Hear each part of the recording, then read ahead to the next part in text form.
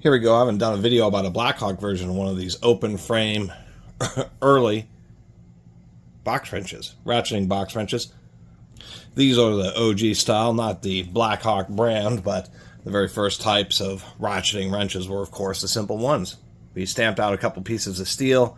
Just have a simple hook pawl and a little forged bit to turn the sockets. Most of these are 12-point because this thin webbing here right along the edge of the wrench tends to what gives out. So they have limited torque capability, and so they tend to be 12-point just for convenience. Although I have seen a few 6-point, and I do like how they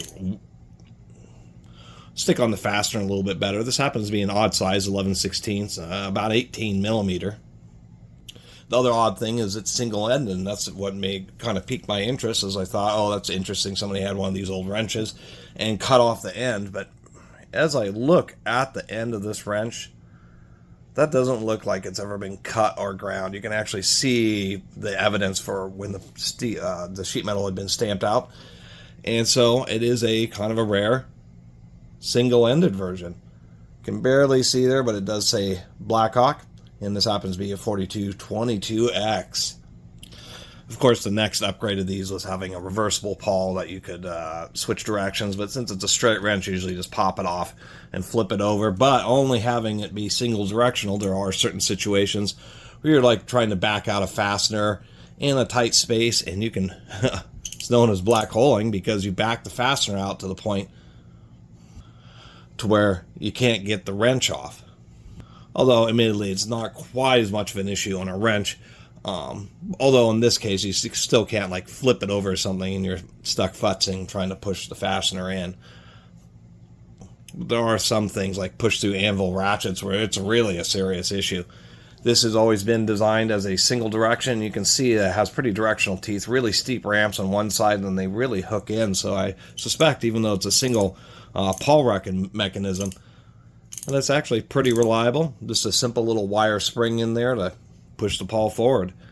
And some of you may have noticed I was looking at this, and actually that little line there, I thought this was cracked on both sides, but it's not. It's some kind of marking that was left from the stamping, and I took a very close look at it under a magnifying glass.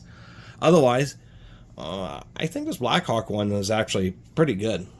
I mean, I reviewed Snap-on, Craftsman, Blue Points, I think some Armstrong. Most of the tool manufacturers had made these style wrenches at one point or another, and still do, just because their budget, maybe you sacrifice a little bit of strength, and the heads are a little bit wider than enclosed versions of ratcheting box wrenches. And before I say that, I have a much more modern BlackHawk ratcheting box wrench, and actually this happens to be an 18 millimeter, so we're comparing like size for like size.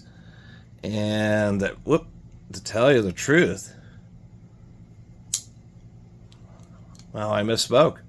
The wall thickness on these open frame ones is about the same as more modern closed frame ones.